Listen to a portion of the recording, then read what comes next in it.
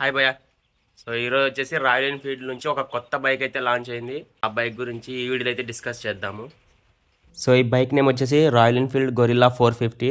ఈ బైక్కి సంబంధించిన స్పెసిఫికేషన్స్ అయితే చూద్దాం మనం ఇప్పుడైతే. సో ఇందులో వచ్చేసి 452cc single cylinder four stroke four valve liquid cooled engine అయితే యూజ్ చేశారు.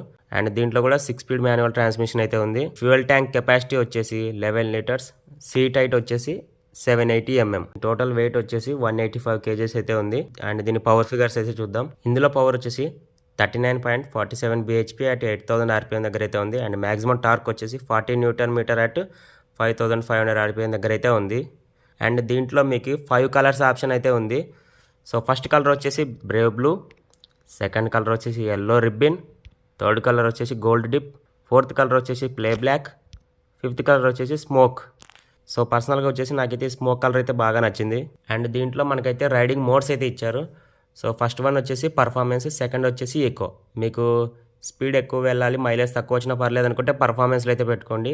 లేదు నాకు కాస్త మైలేజ్ రావాలి అనుకుంటే మాత్రం ఎకోలో అయితే పెట్టుకోండి. అండ్ ఇందులో మనకి అసిస్ట్ అండ్ స్లిప్పర్ క్లచ్ అయితే ఇచ్చారు. ఫ్యూల్ ఇంజెక్షన్తో అయితే వస్తూ ఉంది. బేసిక్స్ ఫేస్ 2 ఇంజన్ అయితే ఉంది ఇందులో.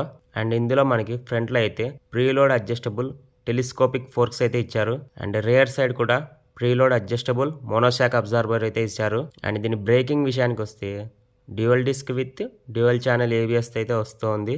సో దీంట్లో మనకి సేఫ్టీ అయితే బాగానే ఉంటుంది. ఫ్రంట్ డిస్క్ సైజ్ వచ్చేసి 310 mm అయితే ఉంది. డబల్ పిస్టన్ క్యాలిపర్ అయితే వస్తూ ఉంది ఇదైతే. అండ్ రేర్ సైడ్ డిస్క్ వచ్చేసి 270 mm అయితే ఉంది. అండ్ సింగిల్ పిస్టన్ క్యాలిపర్ అయితే వస్తూ ఉంది. ఇందులో మనకి 17-inch Alai wheels with tubeless tyres అయితే ఇచ్చారు. ఫ్రంట్ టైర్ సైజ్ వచ్చేసి 120/70 17-inch వీల్ అయితే వస్తూ ఉంది. బ్యాక్ సైడ్ కూడా 160/60 17-inch వీల్ తో అయితే వస్తూ ఉంది. గ్రౌండ్ క్లియరెన్స్ వచ్చేసి 169 అయితే ఉంది. కొంచెం ఎక్కువగానే ఉంది గ్రౌండ్ క్లియరెన్స్ అయితే. అండ్ దీని టోటల్ లెంత్ వచ్చేసి 2090 mm అయితే ఉంది. టోటల్ విడ్త్ వచ్చేసి 833 mm అయితే ఉంది. వీల్ బేస్ వచ్చేసి 1440 mm అయితే ఉంది. హిమాలయన్ లో యూజ్ చేసిన చాసినే ఇందులో యూజ్ చేశారు. అండ్ ఈ బైక్ గురించి మీ ఒపీనియన్ ఏంటో కింద కమెంట్ అయితే చేయండి. మీకు కానీ ఈ వీడియో నచ్చితే లైక్ చేసి, షేర్ చేసి, సబ్స్క్రైబ్ చేసుకోండి గైస్. Thank you.